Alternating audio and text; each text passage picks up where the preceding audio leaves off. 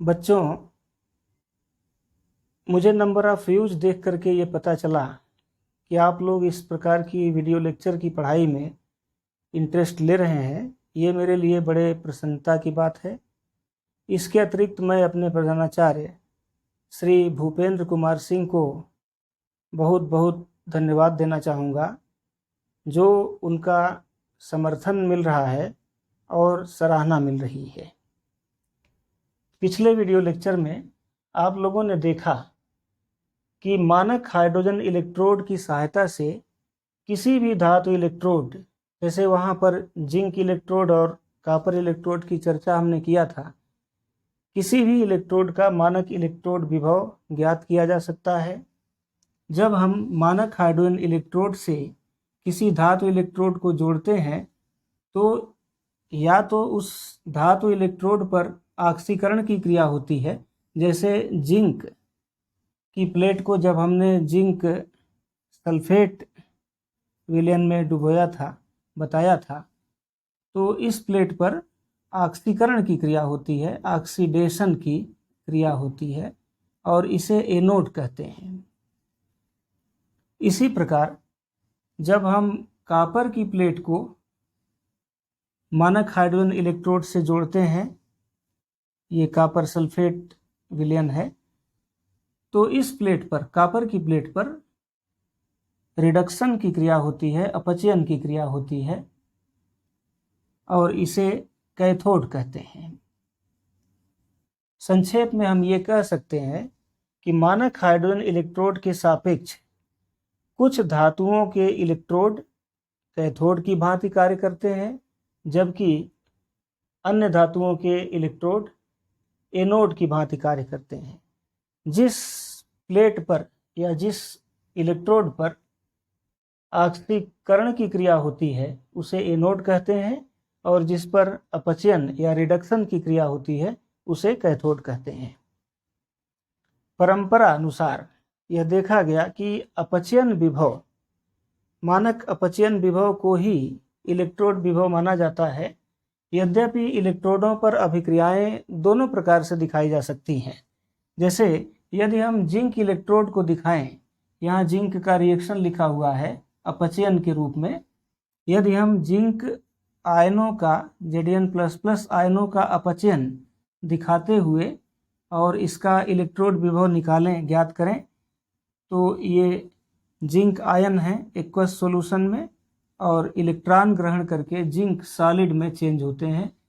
इस अपचयन की क्रिया के लिए जो इलेक्ट्रोड विभव ज्ञात किया गया वो यहाँ पर दिया गया है -0.76 वोल्ट, -0.76 वोल्ट। यदि हम इस अभिक्रिया को उलट कर लिख दें, Zn सॉलिड, ये Zn सॉलिड, यदि यह चेंज हो Zn++ एक्वस सॉल्यूशन और +2 इलेक्ट्रॉन, यहाँ यह अभिक्रिया ऑक्सीकरण के रूप में दिखाई गई है, तो इसका मानक इलेक्ट्रोड विभव ये प्लस में आएगा 0.76। हम ये देख रहे हैं कि यदि अभिक्रिया अपचयन के रूप में लिखी गई तो ऋणात्मक मान आया और यदि ऑक्सीकरण के रूप में लिखी गई तो धनात्मक मान आया। दोनों मान समान हैं, यहाँ पर इनके चिन्ह केवल विपरीत हैं, भिन्न भिन्न प्रकार के हैं। एक चिन्ह यदि नेगेटिव है तो दूसरा पॉजिटिव है। IUPAC की जो परंपरा है उसके अनुसार ये बताया गया कि जो अपचयन की अभिक्रिया है, अपचयन की अभिक्रिया के आधार पर जो इलेक्ट्रोड विभव प्राप्त होता है, मानक इलेक्ट्रोड विभव, इसी को हम मानक इलेक्ट्रोड विभव मानते हैं। जो ऑक्सीकरण की अभिक्रिया के आधार पर जो इलेक्ट्रोड विभव माना गया, प्राप्त हुआ, इसे इलेक्ट्रोड विभव नहीं मानते IUPAC परंपरा के अनुसार। आपकी बुक में कुछ सिलेक्टेड अभिक्रियाओं के लिए मानक इलेक्ट्रोड विभव लिखे गए हैं। वास्तव में ये सभी अभिक्रियाएं अपचयन की अभिक्रियाएं हैं और इन अपचयन की अभिक्रियाओं के आधार पर जो ये इलेक्ट्रोड विभव प्राप्त हुए वो सभी मानक अपचयन विभव हैं। इन्हें हम मानक इलेक्ट्रोड विभव कहते हैं। इस मानक इलेक्ट्रोड विभव को यदि हम घटते क्रम में यहाँ पर ये सबसे अधिक है, फ्लोरीन का अपचयन हुआ, फ्लोरीन गैस का, और फ्लोराइड बना। यदि हम ये सबसे अधिक है और ये घटते घटते शून्य, ये हाइड्रोजन के लिए मान शून्य है, और हाइड्रोजन से नीचे जो धातुओं के इलेक्ट्रोड हैं उनके लिए मान ऋणात्मक है, और ये सबसे कम मान -3.05 ये लिथियम इलेक्ट्रोड के लिए है। यहाँ पर घटते क्रम में विभिन्न धातु इलेक्ट्रोडों या अधातु इलेक्ट्रोडों या विभिन्न रासायनिक अभिक्रियाओं के आधार पर मानक इलेक्ट्रोड विभव आपकी बुक में दिखाए गए हैं। इस मानक इलेक्ट्रोड विभव की जानकारी प्राप्त करके आप अनेक प्रकार का अनुमान लगा सकते हैं, जिसकी चर्चा हम अभी करेंगे। यहाँ पर महत्वपूर्ण बात यह है कि इस सारणी को देख करके, ये जो टेबल आपकी बुक में दिखाया गया है, इस टेबल को देख करके आप ये अंदाज़ा लगा सकते हैं कि यदि किसी इलेक्ट्रोड का इलेक्ट्रोड विभव, मानक इलेक्ट्रोड विभव धनात्मक है, ये शून्य के ऊपर है, शून्य से अधिक होने का मतलब हुआ धनात्मक है, तो जिनका मान शून्य से अधिक है उनके प्रोडक्ट ये अधिक स्थायी हैं हाइड्रोजन की अपेक्षा। ये हाइड्रोजन दिखाया गया, हाइड्रोजन के सापेक्ष ये सभी प्रोडक्ट अधिक स्थायी हैं। और जिनके लिए ये मान ऋणात्मक है, यहाँ पर देखिए लेड है या आयरन है, फेरस से आयरन स्टेट प्राप्त हुआ, जिंक आयन जिंक में चेंज हुआ, तो ये जो अभिक्रियाएं दी गई हैं हाइड्रोजन के ठीक नीचे, इनके लिए मान ऋणात्मक हैं। और इस ऋणात्मक मान से हमें ये पता चलता है कि इन अभिक्रियाओं में जो रिएक्टेंट है, अभिकारक है, वह अधिक स्थायी है। जैसे यहाँ पर हम ये कह सकते हैं कि लिथियम और लिथियम आयन में लिथियम आयन अधिक स्थायी है और लिथियम परमाणु सॉलिड स्टेट में कम स्थायी है। अर्थात लिथियम में लिथियम आयन बनाने की प्रवृत्ति है। लिथियम ये सॉलिड स्टेट में परमाणु है, तो इसमें आयन बनाने की प्रवृत्ति है और इलेक्ट्रॉन त्यागने की प्रवृत्ति है। इनका मानक इलेक्ट्रोड विभव ऋणात्मक होने का अर्थ है, मैं पुनः बता रहा हूँ, इसको ध्यान से सुनिए। यहाँ यदि मानक इलेक्ट्रोड विभव का मान ऋणात्मक है, इसका अर्थ हुआ कि इनके अभिकारक अधिक स्थायी हैं, उत्पाद कम स्थायी हैं। जो अधिक स्थायी है वो वही बनेगा, जो कम स्थायी है वह नहीं रह पाएगा, वह उस अवस्था में नहीं रहेगा। तो लिथियम इस अवस्था में न रहकर लिथियम आयन बनाने की प्रवृत्ति रखता है। इसके विपरीत यदि हम यहाँ देखें, फ्लोरीन गैस है और ये इलेक्ट्रॉन ग्रहण करके फ्लोराइड आयन बनाता है और मानक अपचयन विभव धनात्मक है। मैंने पहले ही बताया कि जिन अभिक्रियाओं में मानक अपचयन विभव धनात्मक हैं उनके प्रोडक्ट अधिक स्थायी हैं। अर्थात यहाँ पर फ्लोरीन में इलेक्ट्रॉन ग्रहण करके और फ्लोराइड बनाने की प्रवृत्ति अधिक है। तो हम यहाँ लिख सकते हैं कि F2 इलेक्ट्रॉन 2 इलेक्ट्रॉन ग्रहण करके और F- आयन बनाता है। ये टेबल देखकर हम ये कह सकते हैं कि लिथियम परमाणु में इलेक्ट्रॉन त्यागने की सर्वाधिक क्षमता है, जबकि फ्लोरीन गैस में इलेक्ट्रॉन ग्रहण करके फ्लोराइड आयन बनाने की क्षमता सबसे अधिक है। या दूसरे शब्दों में, फ्लोरीन एक प्रबल आक्सीकारक है। इलेक्ट्रॉन ग्रहण करने की क्षमता के कारण पदार्थ आक्सीकारक हो जाता है। जब दूसरा पदार्थ इलेक्ट्रॉन त्यागेगा तो ये ग्रहण करेगा। जितना शीघ्रता से ग्रहण करेगा उतना ही शीघ्रता से उसका इलेक्ट्रॉन त्यागा जाएगा। इस प्रकार यह प्रबल आक्सीकारक है, जबकि लिथियम परमाणु प्रबल अपचायक है। यदि हम केवल हैलोजनों की बात करें, फ्लोरीन, क्लोरीन, ब्रोमीन और आयोडीन, तो आप टेबल देखें। टेबल में फ्लोरीन का मानक इलेक्ट्रोड विभव सबसे अधिक है, क्लोरीन का उससे कम है, ब्रोमीन का 1.09 और आयोडीन का 0.54 सबसे कम है। जैसे जैसे यह मान कम होता है, इन गैसों की आक्सीकारक प्रवृत्ति कम होती है। हम कह सकते हैं कि फ्लोरीन प्रबल आक्सीकारक है, क्लोरीन उससे कम प्रबल आक्सीकारक है, ब्रोमीन उससे कम और आयोडीन सबसे कम। इन चार तत्वों में आक्सीकारक क्षमता क्रमशः नीचे चलने पर घटती है। जबकि इन धातुओं की बात करें, जैसे lithium, potassium, sodium, magnesium, aluminium, zinc, iron, यदि हम ऊपर चलें, लिथियम से ऊपर की ओर चलें, तो इन तत्वों में, धातुओं में अपचायक क्षमता चूंकि होती है, तो यह क्षमता क्रमशः घटती जाती है। लिथियम सबसे प्रबल अपचायक है, तो पोटेशियम उससे कम प्रबल, सोडियम उससे कम प्रबल, इनकी अपचायक प्रवृत्ति कम होती है। तो सारणी देख करके हम इन बातों की जानकारी प्राप्त कर सकते हैं। इसके अतिरिक्त हम सारणी देखकर कुछ अन्य बातों की भी जानकारी प्राप्त कर सकते हैं, जिसे हम एक एक करके पॉइंट वाइज चर्चा करेंगे। जैसे पहला है धातुओं की धन विद्युतीय प्रकृति। पहला है धातुओं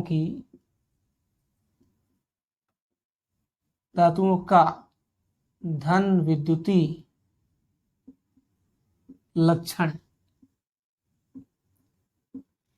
यह देखा गया कि इस सारणी में जो धातु सबसे नीचे है वह प्रबल धन विद्युतीय है, सबसे प्रबल धन विद्युतीय है। जैसे जैसे हम ऊपर चलते हैं धन विद्युतीय लक्षण कम होता है। आप ये जानते हैं कि सोडियम, पोटेशियम, लिथियम ये बहुत ही प्रबल धन विद्युतीय होते हैं। इनमें इलेक्ट्रॉन त्याग कर धन आयन बनाने की प्रवृत्ति सबसे अधिक होती है।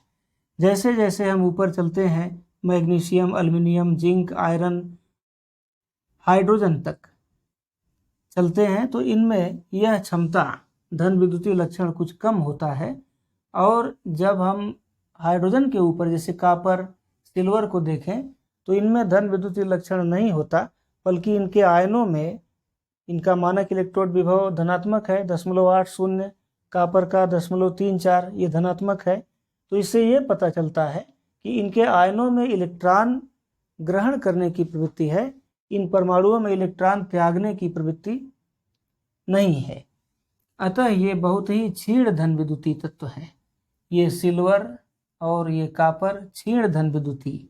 इसके नीचे ये लेड, आयरन, जिंक ये कम धन विद्युतीय, और ये जो सबसे नीचे सोडियम, पोटेशियम, लिथियम ये सबसे अधिक धन विद्युतीय तत्व है। दूसरा, धातुओं की सक्रियता। धातुओं की सक्रियता,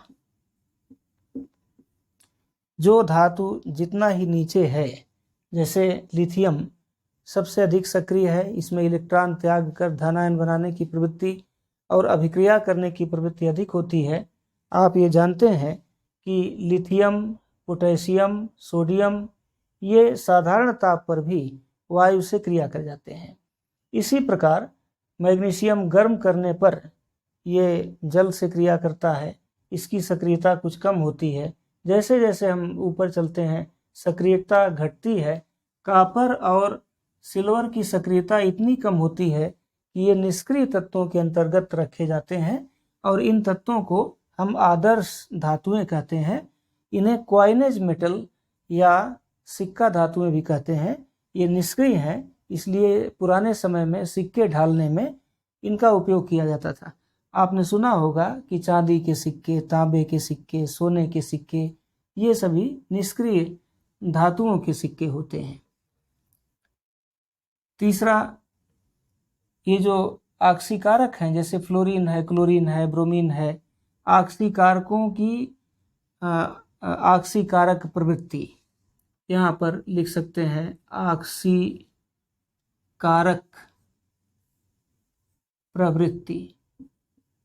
यह प्रवृत्ति अधातु तत्वों में होती है, जैसे फ्लोरीन, क्लोरीन। अभी हमने इसके बारे में डिस्कस किया कि फ्लोरीन सबसे अधिक प्रबल आक्सीकारक है, क्लोरीन उससे कम, ब्रोमीन उससे कम, आयोडीन सबसे कम। जैसे जैसे हम नीचे चलते हैं तो इन अधातु तत्वों की आक्सीकारक प्रवृत्ति घटती जाती है। और चौथा, धातुओं की अपचायक क्षमता, अभी इसकी चर्चा भी हमने किया था, यहाँ पर लिख देते हैं केवल धातुओं की अपचायक क्षमता। लिथियम सर्वाधिक प्रबल अपचायक है, जैसे जैसे ऊपर चलते हैं अपचायक क्षमता धातुओं की कम होती जाती है। पांचवा है किसी अभिक्रिया के होने की संभावना, अभिक्रिया के होने की संभावना।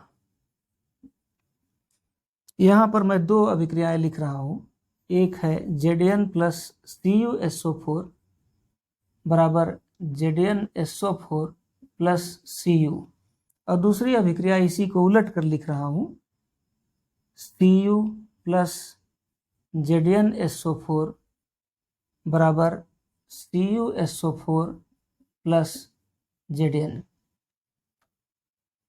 यहाँ पर हमें ये पता करना है कि कौन सी अभिक्रिया होने की संभावना है।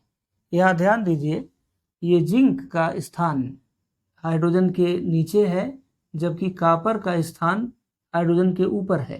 कॉपर का मानक इलेक्ट्रोड विभव धनात्मक है, जबकि जिंक का मानक इलेक्ट्रोड विभव ऋणात्मक है। इससे यह पता चलता है कि जिंक अधिक सक्रिय तत्व है, कॉपर कम सक्रिय तत्व है। धातुओं की सक्रियता पर हमने पहले ही चर्चा किया। अधिक सक्रिय तत्व कम सक्रिय तत्व को उसके किसी यौगिक में से विस्थापित कर देता है, अतः यह जिंक कॉपर को विस्थापित कर देगा।